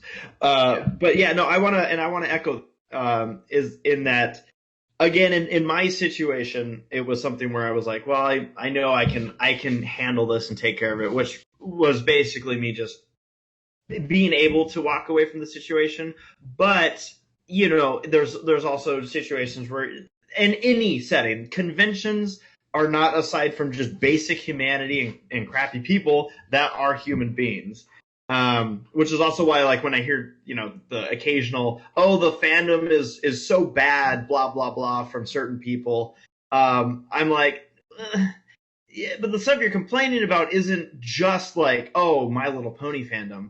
It's not just a fandom thing. A lot of times it's just people not behaving in general, and wherever you are, unfortunately, like even just in general work settings, stuff happens. So it's stuff like that where, like you guys said, don't let like any weird stories like that make you feel like, I can't handle, being at a convention, because typically, and I think a lot of people that don't go or haven't been to conventions don't realize the overall just amazingly positive vibe you get being at these conventions, and it's so much fun. So highly encourage it. Wonderful. Yeah. Now then, we're going to go to questions from the other guy, and this is usually a viewer favorite thing that we do. We've done whole panels at different conventions regarding this particular question. Over in the Behind the Counter chat, we have a picture for you. We want to know, how does this make you feel? All right. Well, then, How do I feel about this? Yes. I feel like the immediate thing that came to my mind was like I feel like I'm looking at something out of a Studio Ghibli movie. Mm-hmm. Yes. So there's that, which I've had good experiences with, so I don't like immediately shun it. But it's the logistics here where I go like, would I travel with such a form of transportation? And if so, how do you get in? And am I asking too many questions at this point? Probably. Never. I think that's never. definitely a very interesting question to have, especially given where the suggested exits and entrances would be. So, trust me, I think we're all right there with you. When you go inside to take a seat, do you sit on her organs? Hey, you know what, Enigma? You can't give up your laughter just because of a little pain. Okay? There you go. I mean, yeah. Once you get inside and they get going, you'll be coming. So here we go. Hey! There we go. I'm sure it'd be the ride of your liver. Let's move on now to. We're going now to Priest, short. Priest? Oh, yes. Before you do that, there's a question I really wanted to ask, which is one that our viewers like, and it's the weirdest fear. A question from Seton is, what is your weirdest fear that you? We've had some weird ones on here before, so I'm curious. What is your weirdest fear? For me, it's a weird like phobia. In the sense that like it's not something that I actively afraid of, but it's like the ultimate thing that like will literally make me curl my toes and cringe, and it's weird. And it has a name. I think I might missay it, but I think it's like trypophobia. Trypophobia. You're afraid of holes, like lots of tiny little holes. Yep. And like it makes me literally just want to like scratch at it. Like, that is something that like has bugged me. Like, that's mine. That's my like one that I can't even begin to explain why it's there. It just because it's not like it endangers me in any way. It's just like, oh no, like I literally want to just take a hammer and just start hammering it out until it's not holy anymore. You should never ever my face. Well, as weird as that is, it will never top coffin wasps. Okay, coffin wasps is the big one, yeah. Coffin wasps. We had somebody come on who was very joking the whole time and then got super, and just in this monotone. My weirdest fear is that I will be locked inside a dark and under tube and filled with coffin with wasps, and I won't be able to see anything, and I'll just be buried alive with it. Like, Jesus Christ! And he just says, I've had a dream about since I was a child. It's like, what the fuck is wrong with you, bro? Like, shit, man. Well, I didn't even know that was a thing. So it is a thing. There you go. Learn something every day. All right. Now we're going to Short Skirts and Explosions, the writer of Background Pony, for this next question. What doth life? What doth life? I'll answer this in a serious version of it, but truly experience. Like when I think about how I'm going through life and stuff that I want to do, being able to just experience things and just in general, just have a positive outlook towards everything. I remember, I forget when it was, but there came a point in my life where I'm like, you know what, I'm going to look at things and even actively for a while use the phrase like, well, let's look on the bright side. It's not a phrase that I, pop out with all the time. It was, it eventually just became my general mindset, but there's been a lot of stuff like that where it's like, I can look at this as, dang, this sucks, or, okay, well, how can this still be turned as a positive? And yeah, I mean, it's, in life, it's like, come on, like, enjoy it, have fun with it, do fun things. Again, just experience all the craziness of this world. So yeah, that's what I'd say. Awesome. Now we have questions from Lone Trooper, who asks, what will you do once My Little Pony Generation 4 is concluded, and what are you planning to do at the final BronyCon? Okay, so hit me with this question more. What do you plan to do once MLP Gen 4 has concluded? Okay. And what are you planning to do at BronyCon? Well, when Generation 4 ends, I think there's kind of a worry out there that like everybody in the fandom is just going to like disappear, like Thanos is just waiting to snap his fingers and eliminate bronies from this world. Yeah. That's not going to happen. By all means, no. I mean, outside of the fact that there's been people that have been into ponies before Generation 4 even existed. The fandom, just look at other fandoms that don't have continuous ongoing stuff of why people got into it. For me, I intend on still having fun with the show and having fun with maybe projects that I didn't have time to do back in the day, including Bronies Reacts, that maybe we'll revisit stuff that we haven't hit up yet. So on that front, I still feel like there's plenty I want to do with the show in due time and, on a relaxed schedule. On top of that, there's, everyone's already talking about Generation 5, and I know, I can guarantee you we'll do something with Generation 5. Like, Gen 5 has two directions that I can see it going, and either one, I see a win. It's either going to be, like, so good, or at least as good as Generation 4 that we go, awesome, cool, we're continuing the train. Or it's going to be so bad that we're still going to have so much to do with it. So there's that, but I still have a lot of plans. I've always liked to transition my channel to kind of just an animation in general deal, but it doesn't mean like, oh, that do anything with the show. I've always done with my channel whatever I want in general. Obviously with the low budgets being on there and then convention vlogs and Bronies Reacts, it's kind of all over the place. Mm-hmm. But that being said, the follow-up or the next part of this question was, what will I be doing at BronyCon? Yes. So BronyCon, I actually just posted. I forget I can't even remember if it was today or yesterday, but I posted this schedule of mine. I'm going to be slammed at BronyCon. Mm-hmm. I think there's 13 events that I'm going to be part of throughout the 4-day weekend, including our Who's Line show on Friday, Bronies React on Saturday, and some other panels that we're known for doing. Brony riffing is magic. We're going to riff some kind of pony content. We don't yet know if it's going to be show stuff or a really weird like horse movie. Oh, good. But yeah, I've already heard some of the things that we might do, and I haven't seen them.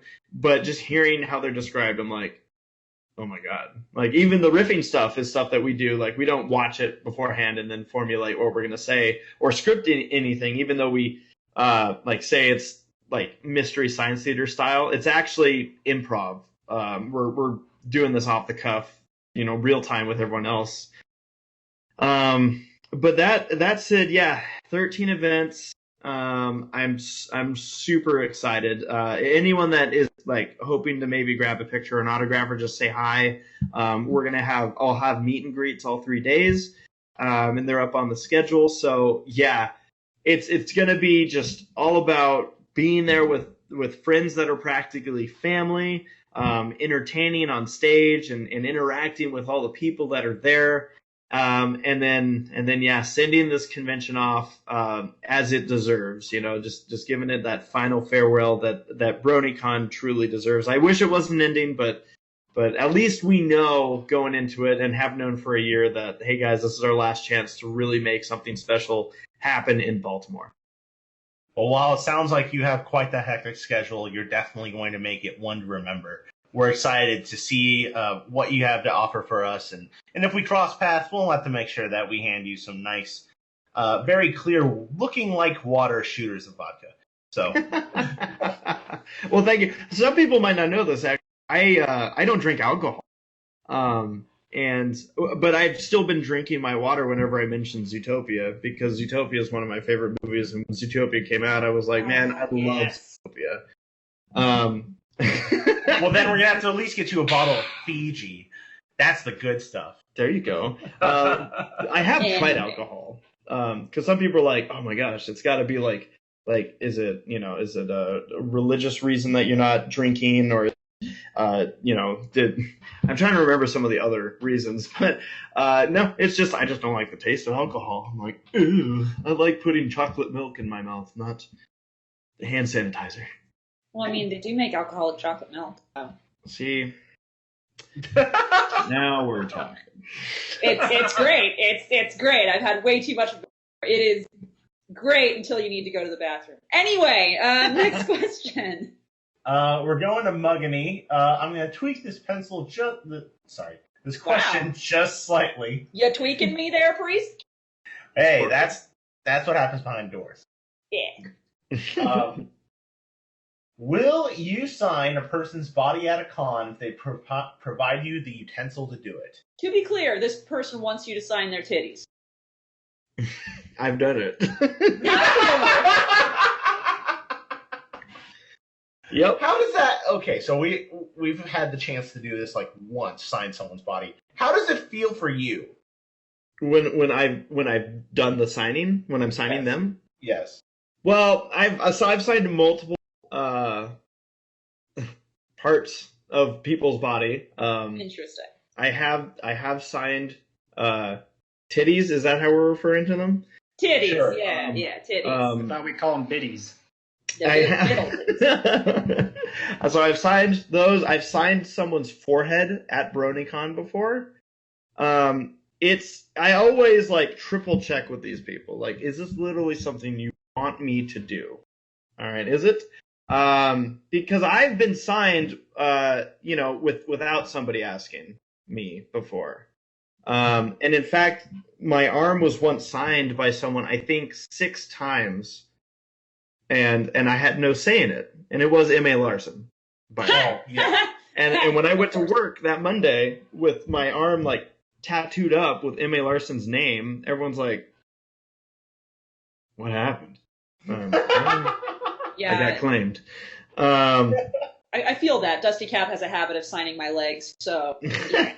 so yeah, for me though, when I'm signing, so once I know the person's okay, they have me sign where they want. I'm just like, okay.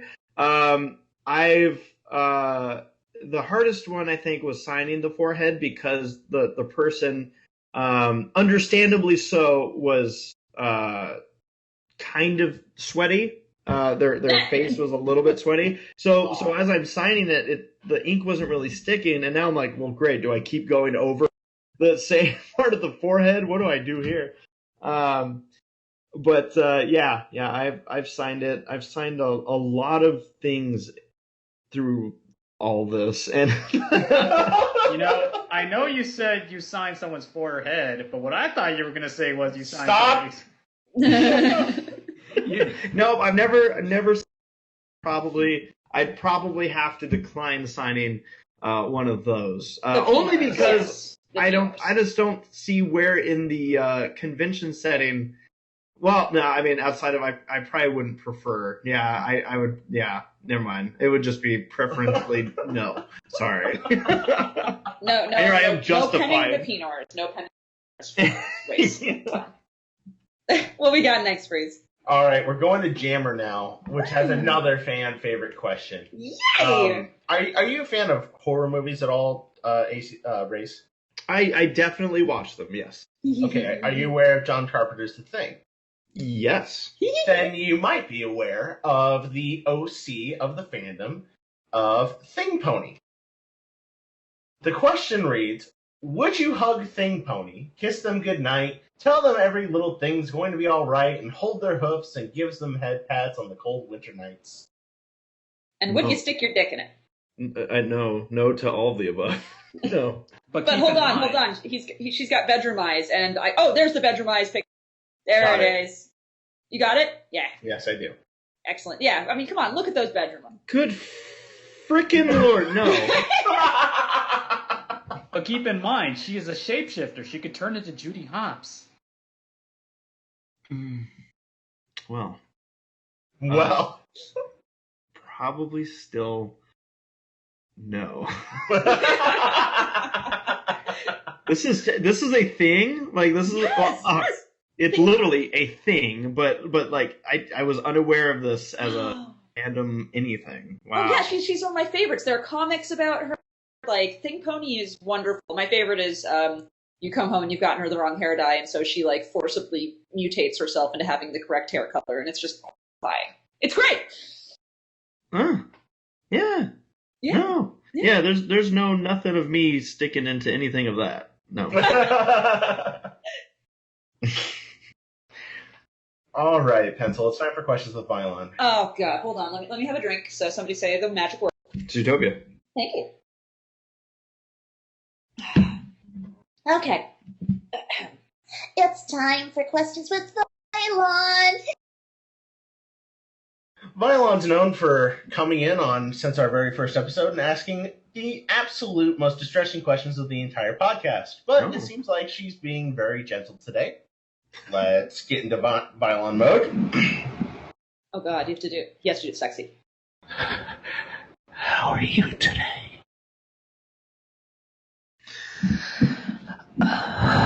Oh God. Oh God. Did I answer it well? Yes, yeah, perfect. You did. Great. No one has ever earphones.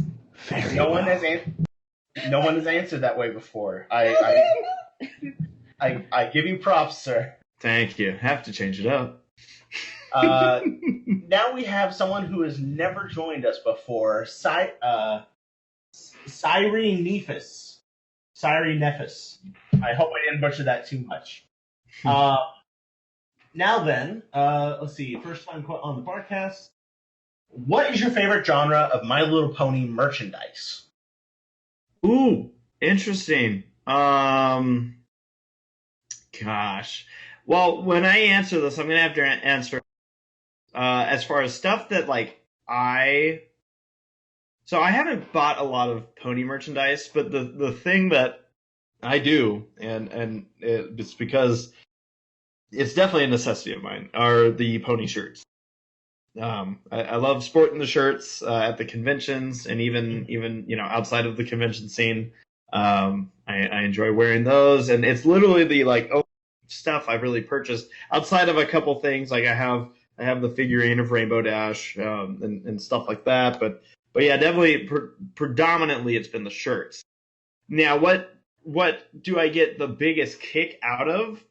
Oh man, I get such a kick out of as mentioned earlier, we've been to a ton of, but recently I've noticed that one thing that's beginning to, I'd say, become a little bit more popular and utilized more, and I think it's genius, are the after-hour vendor halls.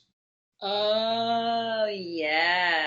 And yes. to me, those things are so much fun to just walk around and be like, well, I didn't know that she could bend that way, but now I do. All right. Now with that attitude. It's so, yeah, it's that stuff to me is just so entertaining to just be like, okay, what do they have in this collection of, oh my God, there's that. So yeah, and I think, like I said, I think it's genius. I think it like the conventions, again, like I know that Ciderfest, Winnie City, they've really done this lately. And again, I just see it as such an opportunity for the artists. It's like we can sit here and pretend that, like, a lot of the people here aren't adults, or we could just fully be like, heck yeah, and there's a time and a place for it, and when they find that time and a place, it allows, the people that are vending to potentially make more money, and everyone's happy. And I got a big kick out of it. To me, it's, I chuckle. I'm like laughing at a lot of the stuff. And I love also the people that'll, like, I've been looking at stuff, and then people will just be standing next to me, and I'm just looking through a book with them and being like, Okay. Well, we learned something else today, didn't we? So, yeah, that's my...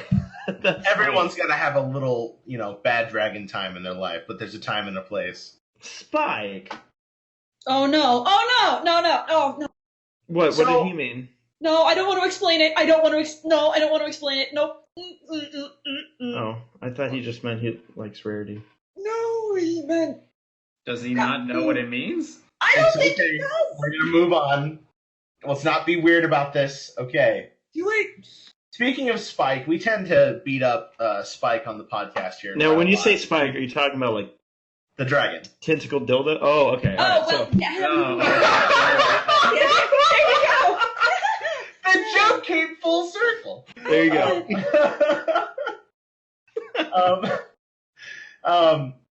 Vandamoose in our thread asks, it seems like you just hate Olaf.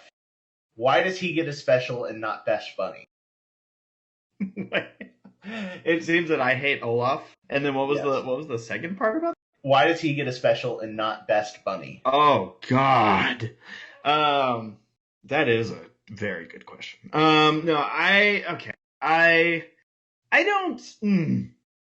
This is where, because I've put out so many videos, I'm like, I must have said something somewhere, or maybe it just came up on, during a podcast or something, and I'm like, what did I say? But Olaf suffered from what a lot of Frozen suffered from, which was just overexposure, and Disney being like, yeah, here we go, more stuff. Where they had cool stuff coming out like Zootopia, and in my opinion, I'm like, oh, cool, they could do so much with this, and then seeing them continue to be like, oh, now we need to do a special with Frozen again. I'm like, oh, okay. So Olaf, I don't mind. Like, immediately after seeing Frozen, I actually was like sticking up for Olaf for people that were giving him a hard time, and then over the overexposure bit, I started like being like, I feel like Olaf suffered from a similar like thing that Mater did, where Disney kind of was like, hey, let's really push him, which for Mater was in the second movie, and then the single trailer. So I feel like they're taking a kind of similar approach as far as the stuff marketing that movie, but I would do out that they were doing a short with Zootopia, and I don't know, that's a good question. Why haven't they? Come on, guys, let's do this. They need to get it together. Yeah, they do. How come there's no Zootopia level in Kingdom Hearts 3? Oh, is there not? That would have been so cool. Why isn't there? Actually, hey, there's still DLC coming out. Give it time. Yeah, I haven't actually played. This reminds me, because someone asked what we'll be doing in the future. It's still fairly unofficial and not like 100% locked in. But my wife and I are actually working on putting together a gaming channel. And the dynamic that we have is that I truly suck at video games. But God damn it, I try hard. And not like a try hard. I give it my effort. And there's some things that, like, when I'm playing, I always thought I was decent at video games until she sat next to me, watched me play, and was like, do you seriously not see the thing, like, right there? I'm like, what are you talking about? Like, there's no... What? Right there? She has to get up, point at the screen, and be like, oh. Yeah. So I wonder where I've heard all of this before. Oh my God, Grace, you're so bad at games. So we'll see what happens with that. Well, I wish you the best of luck. I'll tell you, it's a lot of fun. I'm looking forward to it. Sunbro for Life is up next. Another fan favorite question, because they always want me to do voices for some dumb reason. Number 3. Have you accepted Skeletor, the master of the universe, into your heart? I just want to respond with, yeah.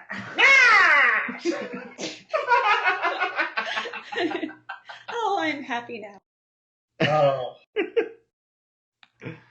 Wonderful. Okay. Very nicely done. That's enough for that question. Tin Man's up next. Oh, this is an interesting one. What do you think of the crotch boobs on the ponies in the pornography? Thank you for clarifying that. I thought we were talking about in the actual show. In the show. Not a fan. Yeah, that episode where Fluttershy gets crotch boobs and has to, deal with it. Like season 9 really took a turn. I mean, there's things I just like anyone that you sometimes see and go, yeah, I guess someone out there is into it and good for them, but yeah, no thanks. Yeah. Oh man. Now we got about 20 minutes left. I can go back through and find a whole bunch from the thread here that are going to be favorite questions. I also want to take the chance to have the chat ask some questions because I know there's a bunch in there that tuned in from Twitter and stuff like that didn't have a chance to ask a question. Yeah. So I'm going to then interject with 2 questions of my own. First of which, obviously, you work on the Semi-Perfect podcast. Mm-hmm. What's that experience been like? And for those who maybe not listened to it before, what would your elevator pitch be for it?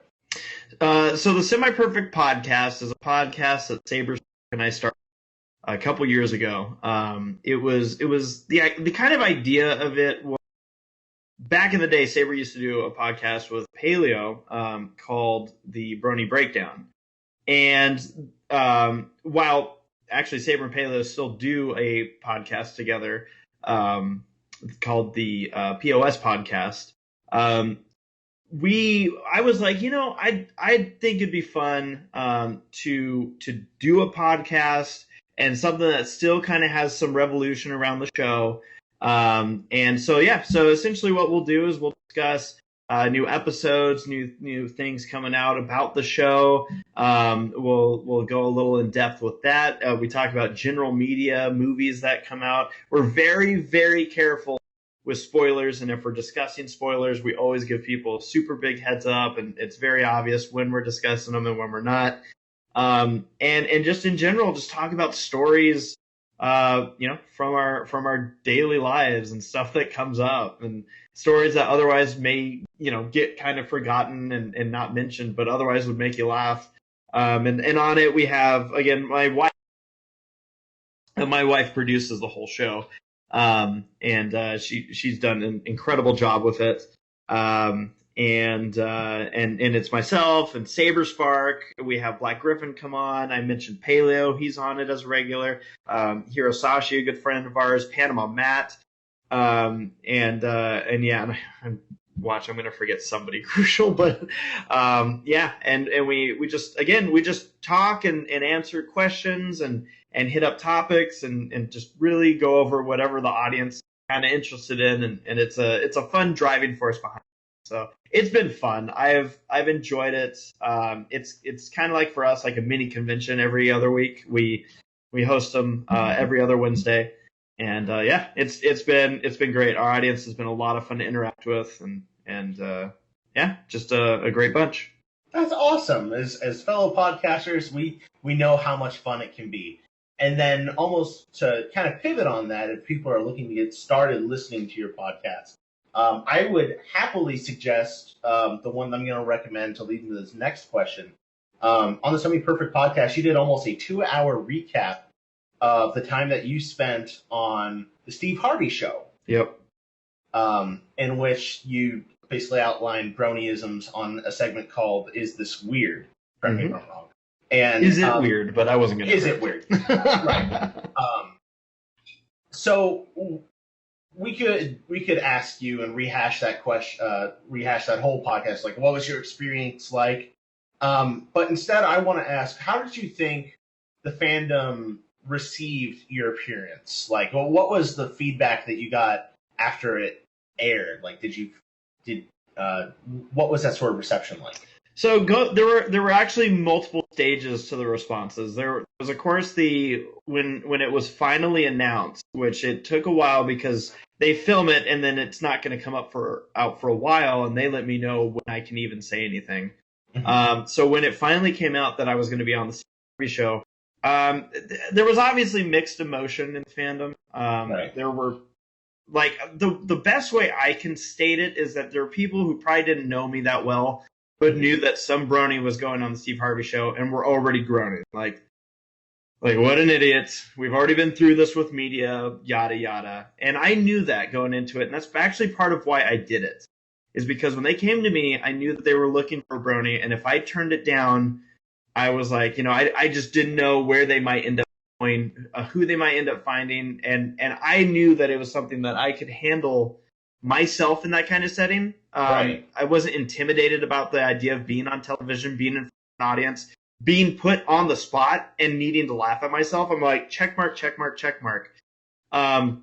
So there was that reaction. And then what happened was, there was a release that the show came out. And I'm trying to remember what order this happened in, but I believe when the show came out, they also posted a segment of it, but they didn't show the whole thing. And so all it showed was there was, their psychiatrist up there essentially going after me, in a way of like, oh, well, this is, I loved it because he told me how progressive it is that I'm watching a show that empowers women. And then said, but you're getting to a really regressive nature. And I'm like, well, that sounds like it balanced out. And yeah, so when that clip got out, there were people that just saw the clip. They didn't see the actual show. And that looked more negative, because it chopped things down and it just basically ended with him kind of coming at me.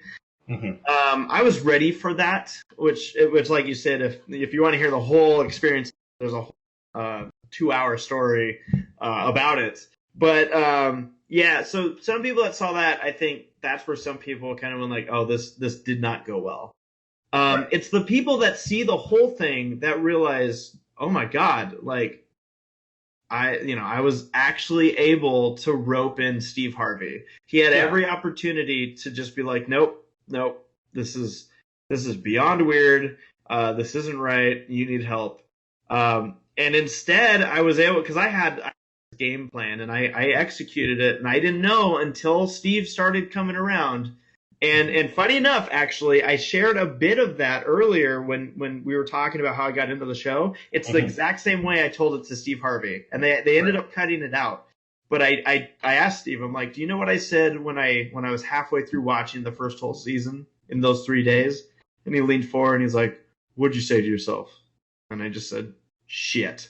And the reason I had to do that was because I'm like, I need to convey. They told me I wasn't going to say it's weird, which is usually what I would say. I'm like, yeah, it's weird, but we have fun.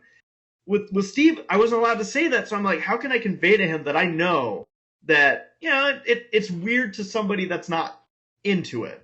Yeah. And that's the route I went, and that's when he started smiling and went, you know what, I like you just the way you are. You're weird, but I like you just the way you are. And then he went on about loving that I do the Demolition Derby stuff. And and the people that saw the whole thing, those are the people that were like, I don't know how you did what you did, or what you were thinking, but it worked out. And that's how I see it. As like, there are people that are like, even my family members that are like, just be aware.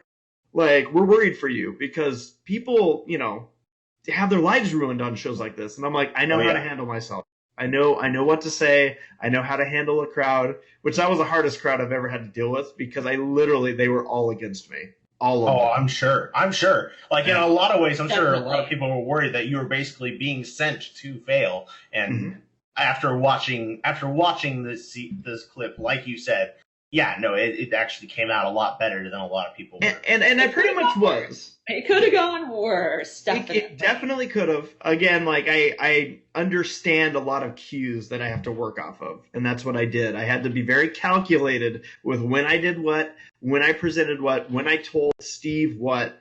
And I had to play the game of knowing what the psychiatrist knew and what he was basing his argument off of, because they told me beforehand he already knew what he was going to say, and that they told me, oh, it's really good. So I kind of let my guard down with them, and then he went after me, and I went, no. Yeah. First off, and then I even like approached him like, oh, wait, so everything I just said is where you're getting this? Because I knew all he knew was the written up story about me. And I went, oh, buddy, let's go. So, yeah, no, I mean, one last thing I'll add to this is that when I signed a contract to be part of this show, you know, NDA, part of, like, the contract itself wasn't NDA, but the contract states that the show is not responsible basically if your life gets ruined. Ha! Wow. Yep. That's like, amazing. In a very long legal way, that's what it says. And I'm like, yeah, because there's people that go to the show share things that otherwise probably shouldn't be public, you know, just keep it wherever you keep it. And because they were upfront with me about the show. They told me, like, here's segments we've done. I knew what I was getting into. And yeah, but you know, then I get there and they're like, oh, we somehow got your suit size wrong, so let's put you in this, you know, German schoolboy outfit and dress your hair like you're Lloyd Christmas from Dumb and Dumber. And I'm like, oh, okay, this is how we're playing. Game on, let's do it. So yeah, that was an experience. But I'd say overall it ended.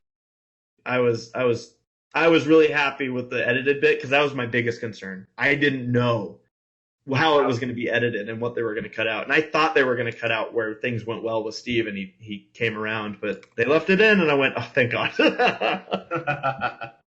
All right, Priest, you have a very important question that we need to ask. Yep, I'm going to take one more question from the thread, and then I'm going to hand it over to Flame Warfare, because I'm sure everyone's dead tired of my voice. Yeah. Number 3, we got good old fuck, marry, kill scenario. Okay. All right, so we got in the left corner, Granny Smith. In the right corner, Goldie Delicious. And in the not either of those corners, Auntie Applesauce.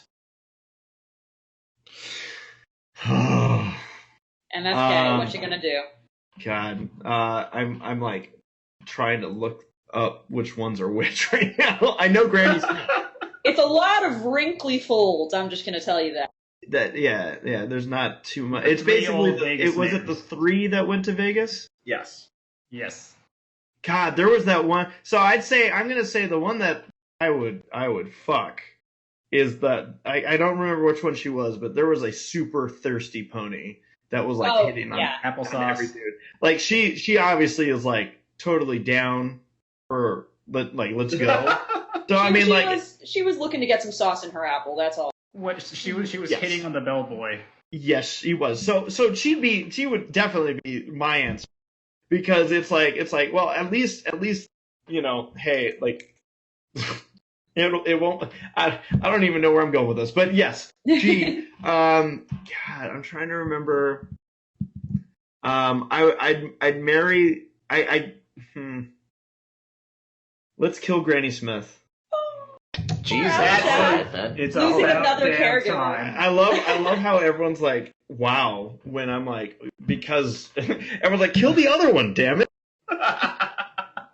But I'm gonna kill Granny Smith just to shake it up and you know. I mean, come on, you kill them like what? They're like probably 5 days from dying, anyways, guys. Jesus Christ.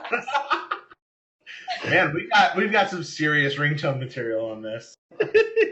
All right. Perfect. Now then, I'm going to hand the questions off to Flame and Warfare to take our last 3 from the chat.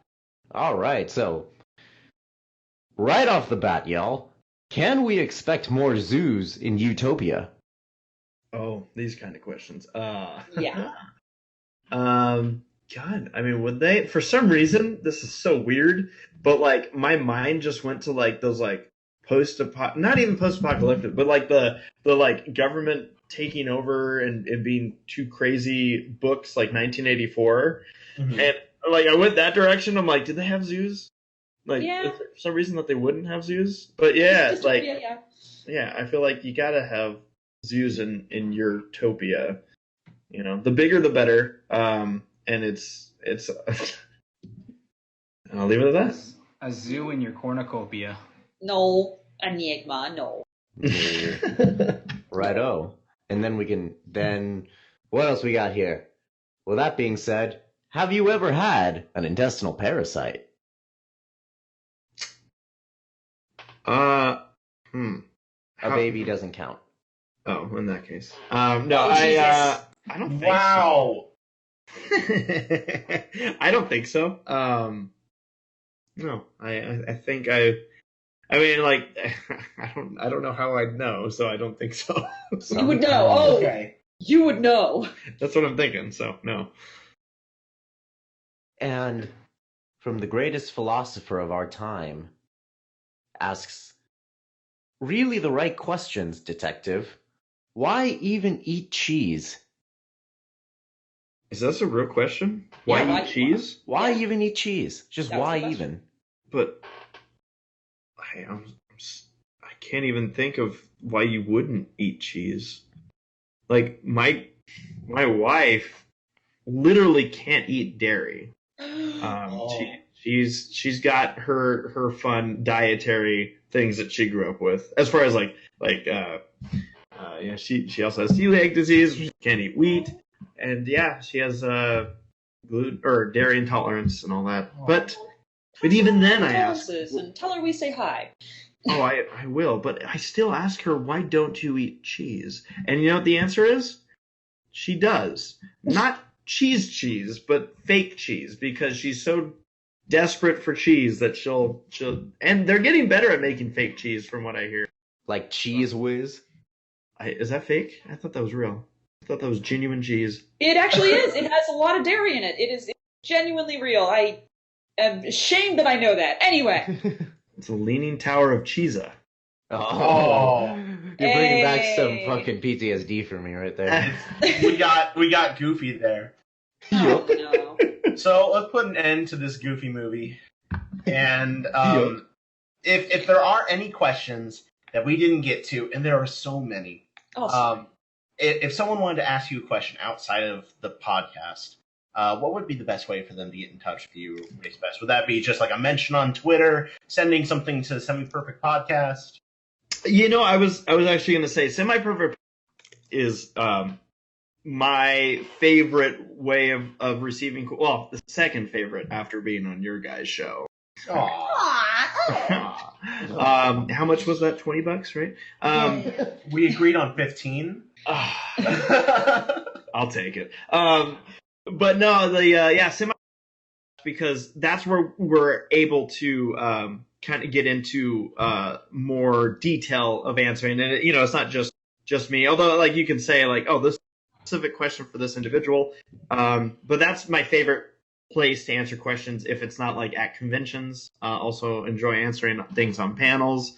But yeah, like, I've also had people go through various routes of getting in contact with me, and the genuine thing I always feel bad about is that I am like 100% like busy almost at all times. Mm-hmm. So if I do ever miss someone's question or don't answer or I just happen to miss where someone tried to get in contact with me, it happens a lot. And so I always try to kind of blanket apologize whenever that kind of thing happens. But I always appreciate people being interested in what's going on and all that. And Semi Perfect Podcast, again, is a really easy spot for us to get everything together and make sure that we focus on the questions. So, yeah. Awesome. Well, we can't thank you enough for taking the time out of your day to come and join us. We had a wonderful time.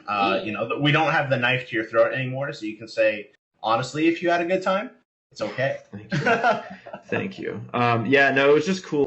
Like, I knew that, when I saw Zootopia, I knew that I would be a Zootopia fan for life. And when Zootopia Land was coming out, I was like, you know what? I want to share my love for Zootopia with everybody, whether it's Zootopia merchandise, Zootopia movies, just seeing the Zootopia characters.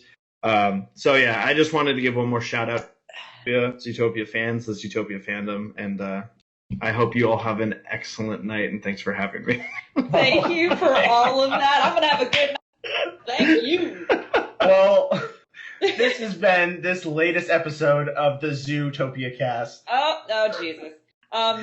Be sure to not tune in next week because we'll be at BronyCon. We'll probably be putting stuff on the YouTube channel anyway because we're lame. But tune in the week afterward for our recap cast of what happened at BronyCon. We'll talk about all the panels we went to, BronyCon bookstore, sliding ACRacebest at $15, and it'll be great. And overall good times. And do you have anything special, super secret coming out you want to give us a hint on before you run off that you shouldn't tell us? Oh God. Well, I mean, right now I can tell you at least. Do it. I am working right now on a blog, which I've already announced, so it's not super secret. But I'm working on that. It'll probably come out actually after BronyCon, like 2 weeks after BronyCon, I'm going out to Australia for a convention. Oh sure. So yeah, it's gonna be crazy. Is that Alicon? Yep, it is. Yep. So awesome. I should have name dropped. I don't know why I was like an Australian convention, But yeah, Alicon. So any Australians, be sure to hit it up if you don't already have plans to. But yeah, and so as far as so there's gonna be a lot of con vlogs right now, so I'm kind of on hold with a lot of content. But I'm working on a bunch of stuff behind the scenes, including, like I said, the honeymoon vlogs. Gonna get that out. A lot of crazy stuff happening there. And then there's a couple MLP show specific projects that I'm working on, in preparation for the show itself ending. I know obviously doing a Bernie's React to the finale at some point here, so.